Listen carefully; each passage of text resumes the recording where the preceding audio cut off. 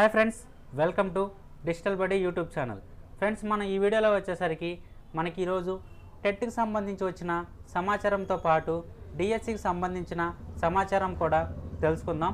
టాపిక్లోకి వెళ్ళబోయే ముందు గవర్నమెంట్ జాబ్కి సంబంధించిన సమాచారం ఎప్పటికప్పుడు తెలుసుకోవడానికి డిజిటల్ బడీ యూట్యూబ్ ఛానల్ని సబ్స్క్రైబ్ చేసుకోండి. అలాగే ఈ వీడియో ఎవరికైతే యూస్ఫుల్గా ఉంటుందో వాళ్లకు తప్పకుండా షేర్ అయితే చేయండి. సో ఆంధ్రప్రదేశ్ ప్రభుత్వం ఈరోజైతే టెట్కు సంబంధించిన ఇన్స్ట్రక్షన్స్ అయితే విడుదల చేసింది.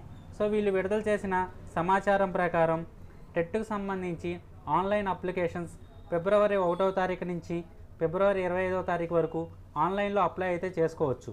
మార్చి 5వ తారీఖు నుంచి మనకి హాల్ టికెట్లు అనేది ఇవ్వడం జరుగుతుంది. అలాగే మార్చి 15న టెట్కు సంబంధించిన పరీక్ష అయితే జరపనున్నారు. అలాగే దానికి సంబంధించిన రిజల్ట్ కూడా మార్చి 28వ తారీఖు అయితే ఇవ్వనున్నారు. అయితే దీనికి సంబంధించి అఫీషియల్ నోటీస్ అయితే ఇంకా విడుదల కాలేదు. సో విడుదలైన వెంటనే తప్పకుండా దానికి సంబంధించిన వీడియోని కూడా చేస్తాను. ఆ వీడియో మిస్ కాకుండా ఉండాలనుకుంటే ఈ ఛానల్ని సబ్స్క్రైబ్ చేసుకోండి.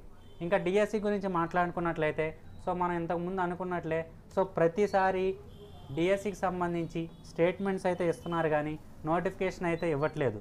సో మనకి త్వరలో ఎలక్షన్స్ కూడా రాబోతున్నాయి కాబట్టి సో ఇంకా డిఎస్సి నోటిఫికేషన్ అనేది మనకి ఎలక్షన్ తర్వాతే ఉంటుంది. సో ఏ విధంగా అంటే సో మనకి మార్చి ఎండింగ్లో మార్చి 15న ఎగ్జామ్ జరిగినట్లయితే సో దానికి సంబంధించి రిజల్ట్ రావడానికి కొద్దిగా టైం అయితే పడుతుంది. సో దీనికి సంబంధించి మనకి ఫిబ్రవరి మార్చిలో ఎలక్షన్ కూడా అయితే ఉంటుంది కాబట్టి సో నెక్స్ట్ డిఎస్సి అనేది మనకి ఎలక్షన్ తర్వాతే జరిగే అవకాశం కూడా ఉంది. సో గవర్నమెంట్ కనుక ఈసారి మనకి ఎక్కువ పోస్టులు అయితే ఇచ్చే అవకాశం కనిపిస్తుంది. సో ఈ వీడియో మీకు నచ్చినట్లయితే లైక్ చేయండి, షేర్ చేయండి. అలాగే మరిన్ని అప్డేట్స్ కోసం ఛానల్ని సబ్స్క్రైబ్ చేసుకోండి. Thank you.